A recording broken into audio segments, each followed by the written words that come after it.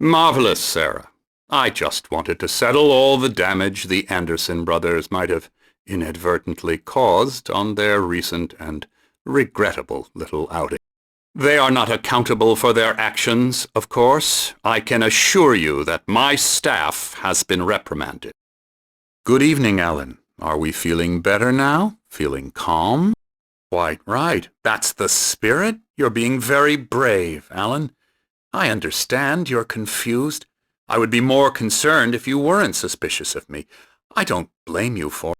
Now, why don't you come with me? We'll reacquaint you with my clinic and go over everything you might have forgotten. Little walk and some fresh air? Yes, it will do you good. This corridor is for patients. Most of them aren't here right now. Jack took them out for a fishing trip, except for the ones who are particularly vulnerable, of course. I encourage creativity as a part of the recovery process here at Cauldron Lake Lodge. I specialize in treating artists. Splendid, Alan. I honestly believe we can get this thing under control if we work together. This way, Alan. Now, Alan, from past experience with you, I know I need to get right into the heart of the matter as quickly as I can after an episode. So I'm just going to say this. Alice is dead. You're in a very vulnerable state until you understand and accept this. Alice drowned, and you couldn't face that. You're suffering from hallucinations, paranoid delusions, unusual thinking, an obsession about light and darkness, a feeling that everything revolves around you, your thoughts and dreams. Your mind has constructed an elaborate fantasy scenario in which your writings are affecting reality. She has been kidnapped and supernatural forces of darkness are trying to stop. We go this way, Alan. It's all in your head. You've been making it up. Apart from the tragic accident with your wife, no one has been killed. Your delusions are just a manifestation of your subconscious mind trying to protect you from the too painful. I never get tired of this view. Very inspiring, isn't it? It seems there's a storm coming. Funny, I don't recall there being a mention of that in the weather forecast. Well, no matter. This way, follow me. Alan, what I'm telling you is good news. Right now we're in control. Every time you have a relapse, it gets more and more difficult to resurface from the dark depths of your imagination. Not surprising, considering your profession. Imagination is what you work with. Unless we fight the fantasy, it will return. I know the instinct is to resist me, but think about it. Doesn't this make far more sense than the insane supernatural conspiracy you have concocted in your mind? You're a skeptic by nature, Alan. We both know this. Everything can be explained logically. After all your nightmares, this should come as an immense relief to you. If it doesn't, why is that? Because I'm lying? Or because you don't want to admit that you're not well? It's very natural for you to think of me as your enemy. It's part of the illness. After all, I'm the one trying to bring you out of the world you've constructed for yourself. But I can't do it by myself, Alan. You need to work with me.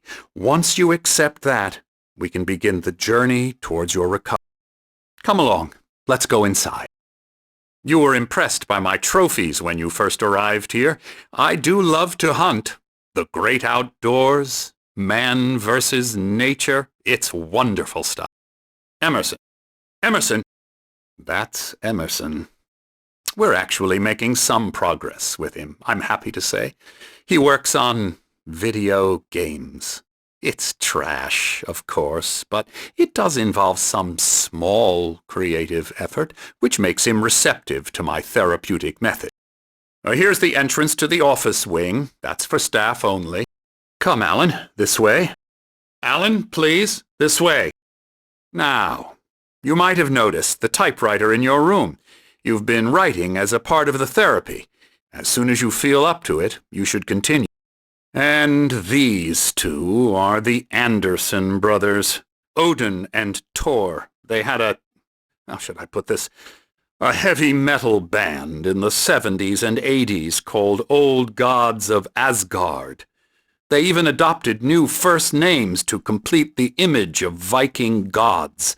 After the band broke up, they lived on a farm near. They are, well, in advanced stages of dementia.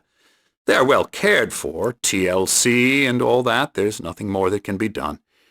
I'm afraid that the rock and roll lifestyle has left its mark.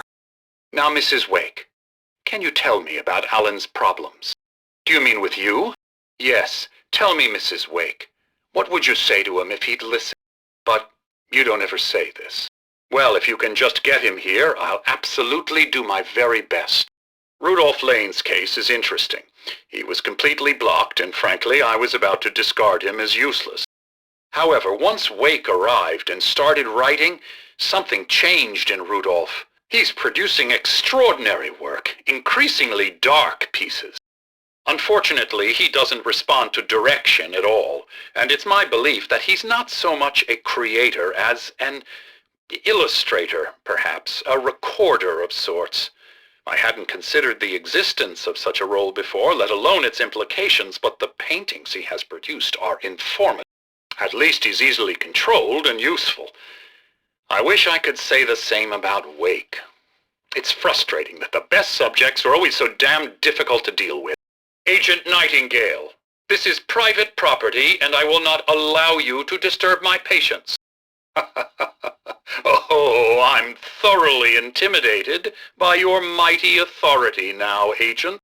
Agent Nightingale, first of all, I'm recording this conversation, so you might want to watch what you say. Secondly, you're not dealing with a hick now. I know the law, and if you can get a judge to grant a warrant, I'll be glad to cooperate. But you won't get one. Be advised that any further communications with me are to be made through my lawyer. Good day, Agent. Ouch. I think this is a breakthrough, Alan. I'm really very proud of you. Let's not beat around the bush. You have a lot of problems, Alan. I'm so glad you decided to come back to me. Water under the bridge. You're here now. That's all that matters. Please don't. You were under a lot of pressure, that's all. Since we're being so frank here, Alan, and let me just reiterate how happy I am that you've had this breakthrough, I would like to summarize your condition. And please just let me know if you think I'm being unfair. Well, let's start with the obvious. The car crash. Untreated head trauma. All due respect to Doc Nelson, but he's hardly a neurosurgeon. I think that the injury has affected you more than you realize. Then there's your history of substance abuse, which, combined with your chronic insomnia, has resulted in hallucinations and extremely poor impulse control. That's a dangerous combination, one which your wife has unfortunately had to suffer from far more than you. I don't think I'm exaggerating when I say that you are existing in a state of all-encompassing denial. Your vivid fantasy casts you as a heroic victim and allows you to skirt responsibility for your own actions. It allows you to solve your imaginary problems and dismiss the things that truly trouble you. In your self-serving delusions, your personal problems are assets that allow you to save Alice, perhaps even the world. Well, I'm sure I'm stating the obvious. I don't want to labor the point, but, well, precisely, Alan. You've put so much effort and imagination into this self-deception, but what good has it really done for you? You refused my offer of help, and here you are. Did being so obdurate really get you to a better place? Probably not. Why don't we find out? You know, I've been talking with her. There's something she wanted you to hear. Come now, Mr. Wake. It wouldn't be guilt that makes you avoid this, is it? Think of this as radical shock treatment. You'll make a great Hunting trophy.